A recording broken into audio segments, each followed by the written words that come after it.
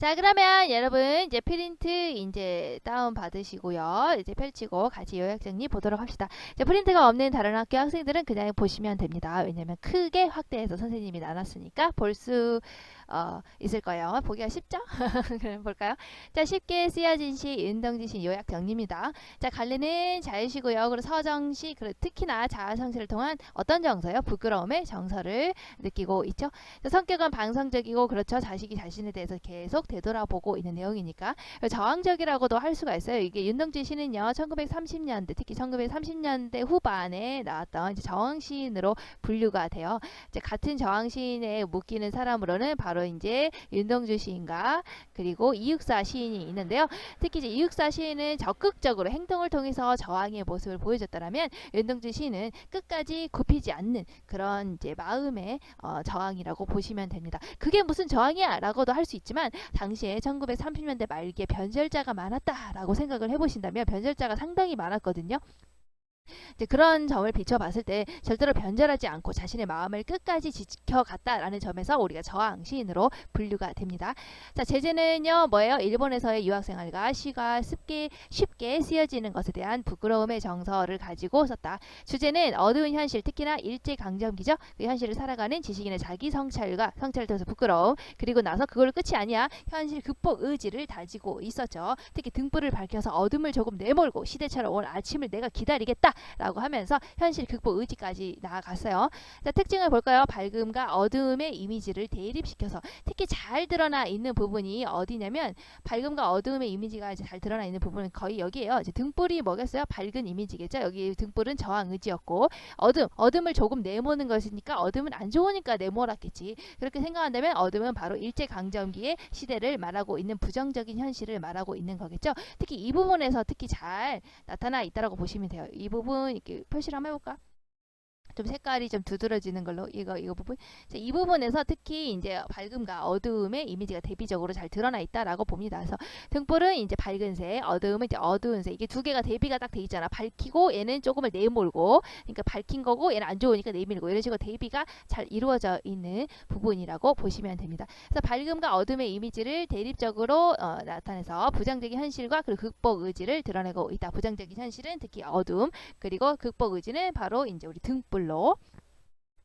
그리고 현실적인 자아와 내면적인 자아의 대립과 화해를 통해서 시상을 전개하고 있었죠. 현실적인 자아는 뭐였는데 아주 쭈구리 자아였죠. 나는 도대체 뭐 때문에 이렇게 다운되어 있는 것일까? 라고 하는 것을 나는 무엇을 바라 이렇게 홀로 침전하고 있는 것일까? 다운되어 있는 것일까? 라고 하는 자기 자신, 지금 적극적으로 행동하지 못하는 자기 자신에 대한 현실적인 자아가 여기 드러나 있죠.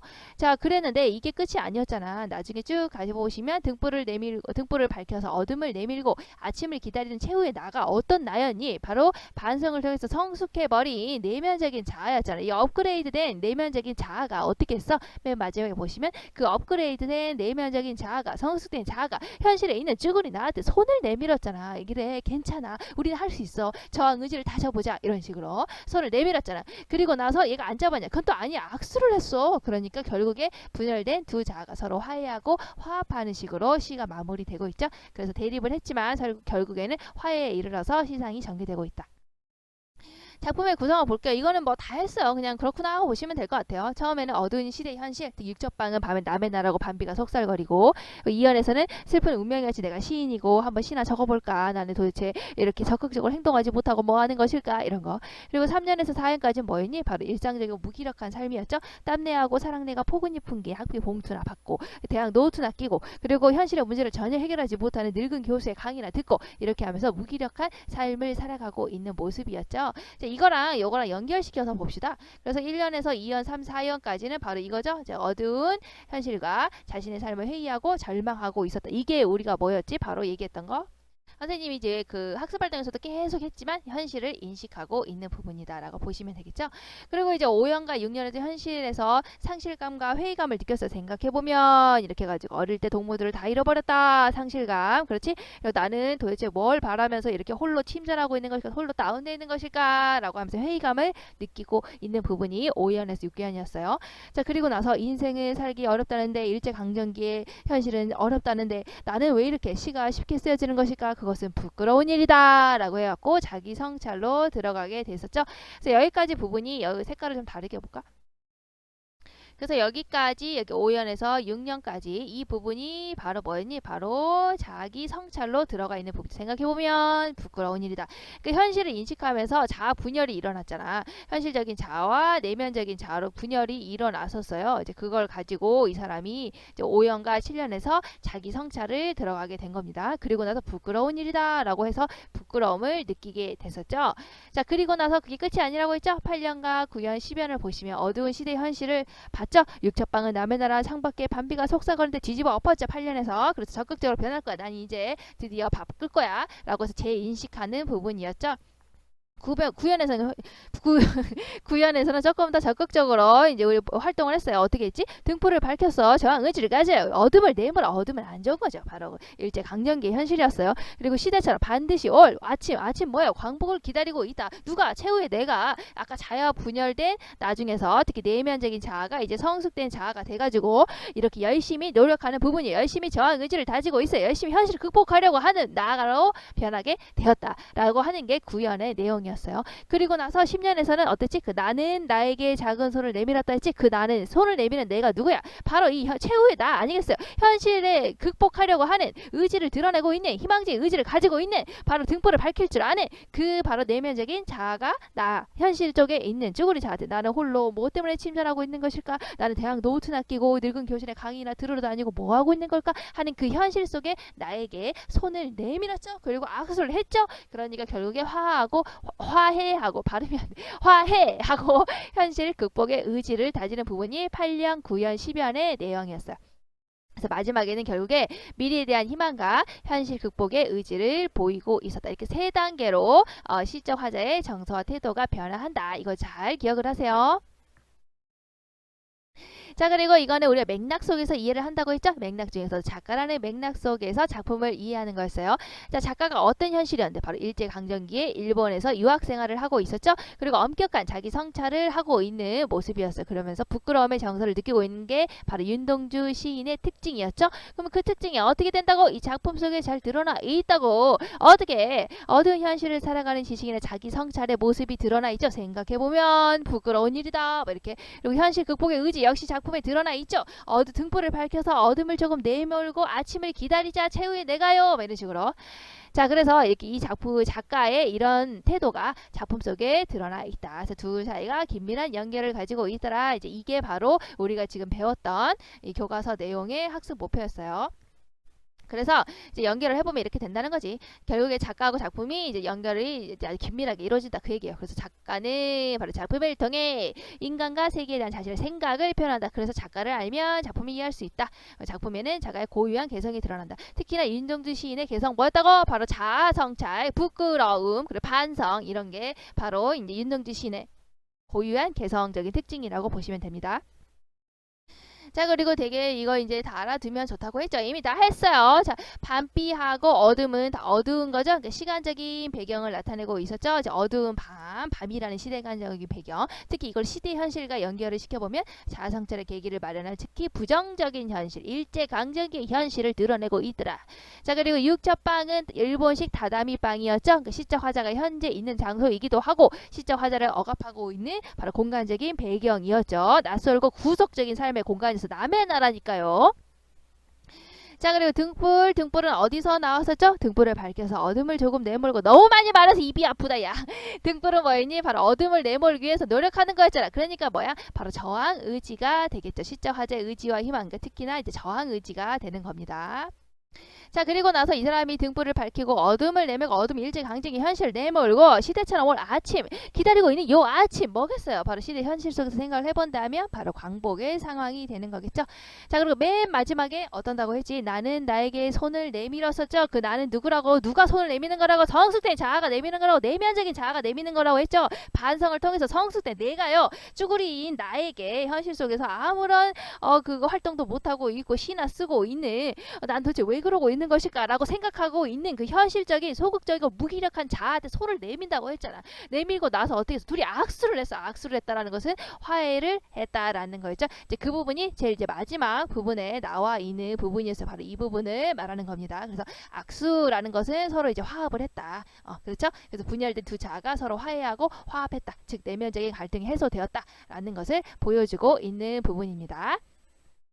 자, 그럼 볼게요. 제목인 쉽게 쓰여진 시의 의미. 선생님이 이제 막 간단히 얘기했었죠. 쓰다라고 하는 거에다가 동사에다가 어지다라고 하는 피동의 전미사가 붙은 거죠. 그 피동은 뭐야? 바로 뭐뭐 다른 사람에 의해서 당하는 것을 피동이라고 하잖아요. 그러니까 쉽게 써진 시가 아니고 쓰여진 시인 거야. 그러니까 이 시대 현실에 의해서 내가 쓰여질 수밖에 없었던 그런 약간 당하는 피동의 입장에서 생각을 하시면 조금 이해할 수가 쉽다. 이해하기가 쉽다라고 얘기를 했었죠. 그래서 쉽게 쓰여진 시라는 제목을 보시면 작가가 엄격한 자기 성찰을 통해서 어려운 현실 속에서도 시를 쉽게 쓸 수 있는 자신에 대해서 부끄러움을 느끼고 반성한다. 그래서 이런 현실 속에서 내가 쉽게 쓰여질 수밖에 없는 이 시, 이게 괜찮은 걸까? 라고 하는 거야. 알겠지? 그래서 이 사람이 적극적으로 쓴 시가 아니고 이렇게 쓰여질 수밖에 없었던 이 시, 이거 괜찮은 걸까? 이렇게 생각하는 내용이더라. 자아 성찰을 통해서 부끄러움을 느끼고 반성하는 내용이더라. 이렇게 제목과 연결시켜서 생각하시면 됩니다.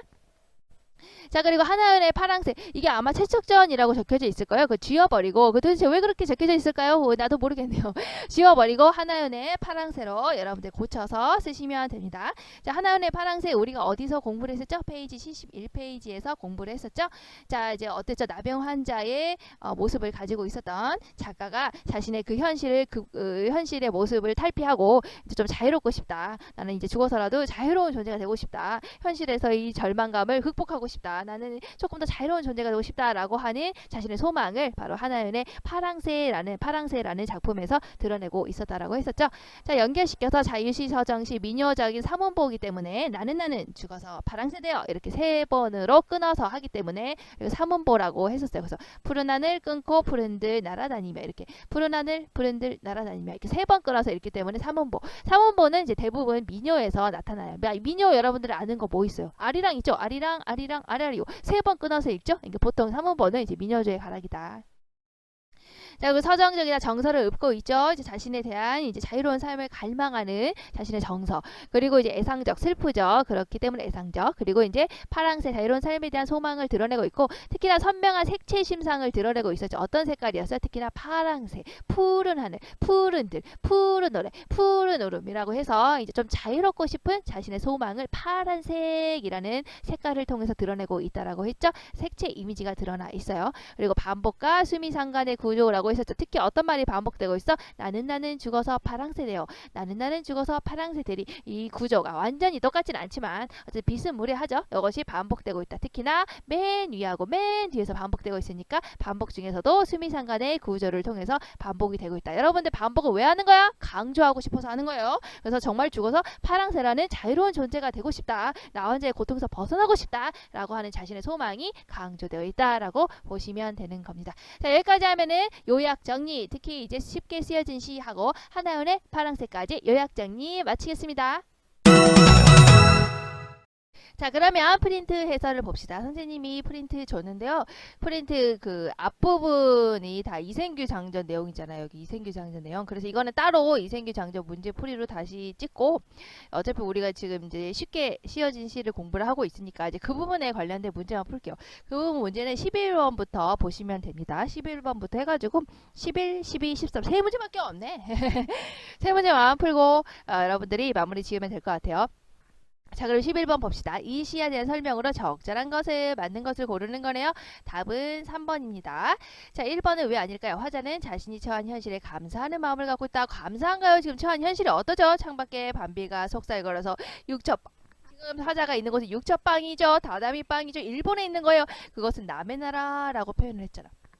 그리고 시인으로 살고 있는데 슬프다라고 표현을 했죠. 그러니까 어떤 자기가 처한 현실에 감사하는 마음이라고는 볼 수가 없죠. 여러분들이 이 시를 전혀 모르더라도 예를 들어서 이제 지금은 배웠으니까 이제 알지만은 나중에 여러분들이 이제 학평이나 모평 이런 거 풀 때 전혀 모르는 시가 등장을 하죠. 그러면 어떻게 푼다? 보고 이제 시어를 보고 유추를 하시면 되는 거예요. 남의 나라라든가 뭐 슬프다라든가 이런 시어가 있으면 현실에 대해서 감사하는 마음을 가지고 있는 건 아니겠구나. 이런 거는 알 수가 있겠죠.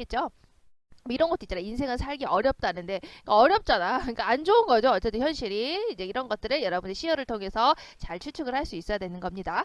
자, 공감각적인 심상을 활용하여 뭐 심상에 전이가 일어났다 뭐 이런 거 없었죠. 그런 거 없었다. 자, 밝음과 어두움의 대비를 통해서 시적 상황을 감각적으로 구태하고 있다. 특히나 밝은 부분이랑 어두움이 대비가 잘 일어난 부분이 어디예요? 바로 이 부분이죠. 등불을 밝혀서 어둠을 조금 내몰고 시대처럼 오늘 아침을 기다리는 최후의 나. 그래서 밝음 같은 경우에는 여기서 뭐겠니? 바로 이제 등불이 되겠죠. 그리고 어두운 것은 뭘까요? 어두운 것은 이제 어둠이 되겠죠. 두 개를 대비시켰죠. 얘를 밝혀서 얘를 없앤다라고 했으니까. 그래서 대비를 통해서 시적인 상황 어때? 얘 그 저항 정신을 가지고 일제 식민지 시대를 몰아낸다라고 하는 그 시적 상황을 감각적으로 구체화하고 있다. 그렇지? 이 부분이 좀 맞아 떨어지죠. 그래서 이 부분을 골라주시면 되겠네요. 등불을 밝혀 어둠을 조금 내몰고 이 부분이 바로 밝음과 어둠의 대비가 드러난다.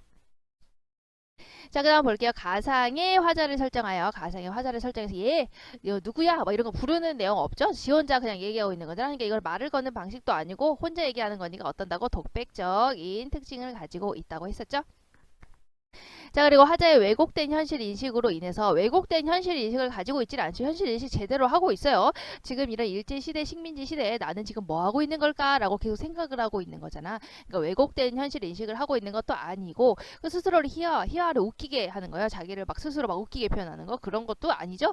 그리고 나서 풍자적으로 표현한다. 풍자도 아니죠. 풍자는 웃음을 통해서 이제 비판을 드러내는 것을 얘기를 하는데요. 특히나 비중이 풍자 같은 경우에는 비판의 비중이 좀 더 크다고 보시면 되죠. 이거랑 비슷하게 뭐가 있어요? 해악이 있죠. 해악 같은 경우도 역시 웃음을 통해서 비판을 드러내는 거예요.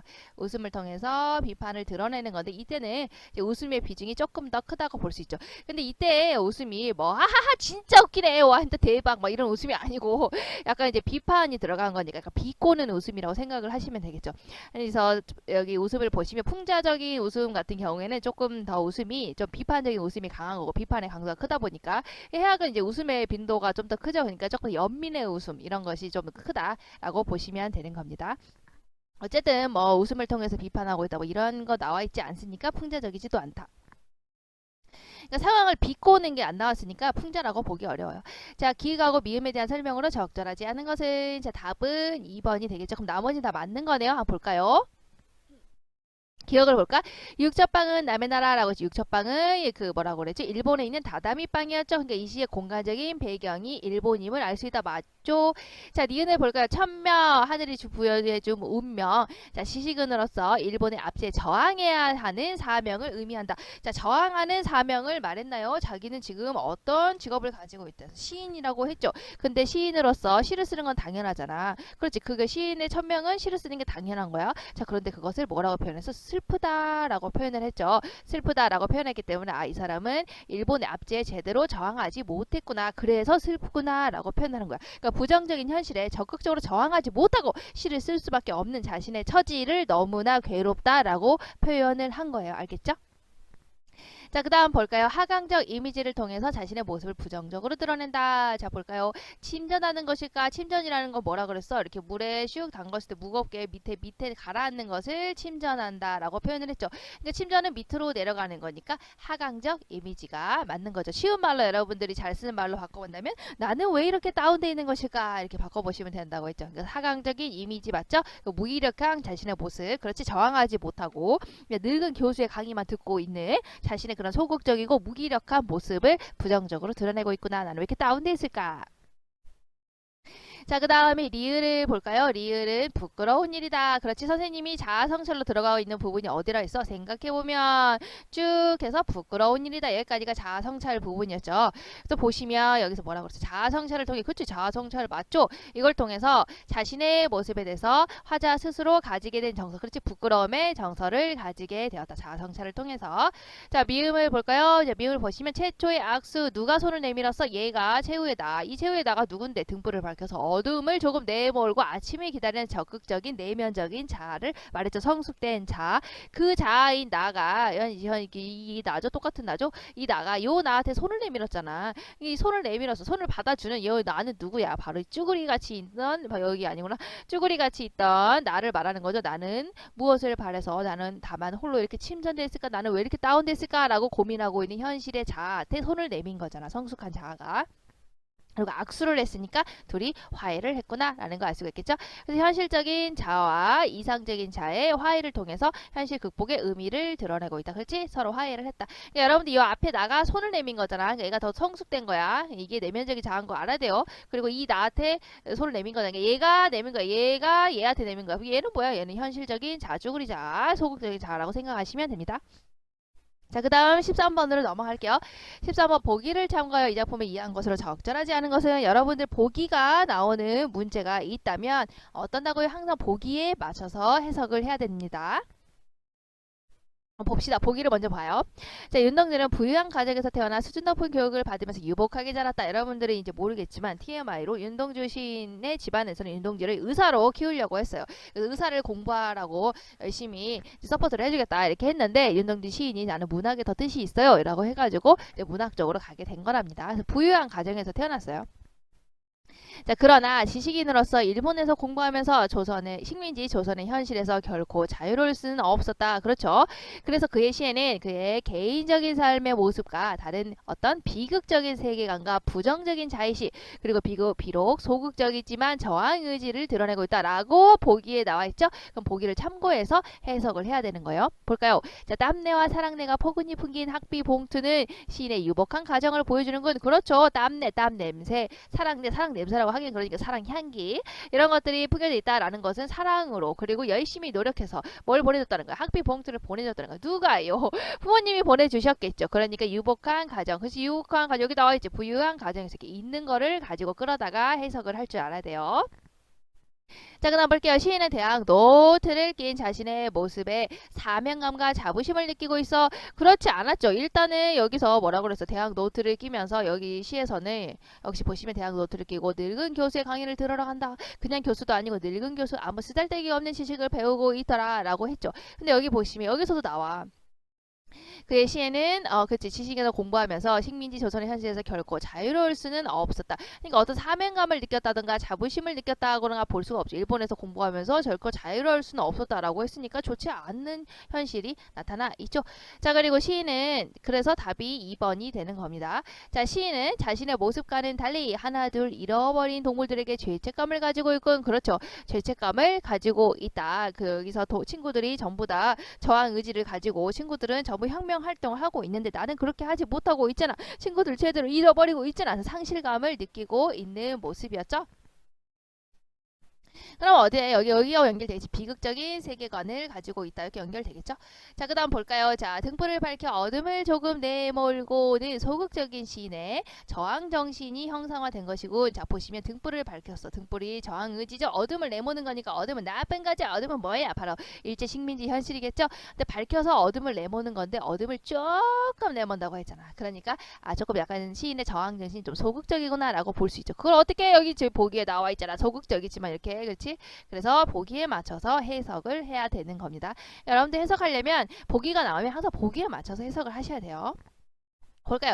육첩방은 일본에 있는 거죠. 다다미방 일본이구나 라고 하는 좁은 공간과 창밖에 밤비가 속살거리는 이라고 하는 어두운 시간은 그렇지. 밤비, 비가 내리는데 필요는 밤에 내려요. 그러니까 어두운 시간에 시인이 지금 현실을 부정적으로 보고 있구나 라는 거. 어떻게 나와 있어? 다른 비극적인 세계관과 부정적인 자의식 뭐 이렇게 나와 있죠. 이런 거하고 연결시키면 되겠죠. 부정적으로 생각하고 있구나. 아까 부정적인 자의식이 비극적 세계관 이거보다는 이게 더 맞는 것 같네요. 이게 비극적인 세계관 이거보다는 이거 이제 죄책감을 가지고 있다. 이게 부정적인 자의식하고 연결이 된다고 볼 수가 있겠네요. 본인의 생각하고 연결이 되는 거니까 자의식이. 그래서 이렇게 보기하고 연결시켜서 여러분들이 해석을 하시면 됩니다. 자, 그럼 여기까지 하면은 이제 쉽게 쓰여진 시 문제풀이까지 다 했네요. 자, 다음 시간에 이어서 우리 꽃 있죠? 김춘수의 꽃을 같이 공부해 보도록 합시다. 김춘수의 꽃은 의미, 존재에 관련된 시니까 여러분들이 보시면 좀 많이 의미 있게 다가올 것 같아요. 자, 다음 시간에 만나도록 합시다. 다음 시간에 봐요. 안녕.